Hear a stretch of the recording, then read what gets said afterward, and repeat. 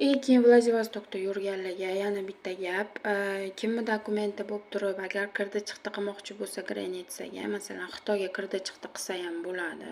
Xitoyga kirdi chiqdi qilib, o'zlarining mashinalari bo'ladi, dokumentchilarga murojaat qilsanglar, Xitoyga kirdi chiqdi qilib, bemalol kelib dokumentlaringizni taxlasanglar bo'ladi. Dokumenti yo'qlar Xitoyga kirdi chiqdi qilishini umuman tavsiya qilmayman. Bunaqa narsa bo'lmaydi.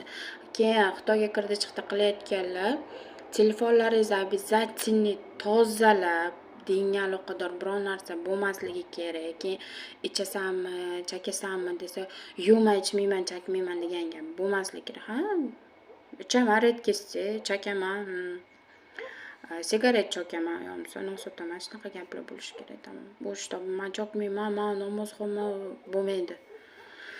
Srazi bo'lib ketasiz. Shuni bilib olinglar. Kimga qanaqa maslahat kerak bo'lsa, kommentariyamni kutaman.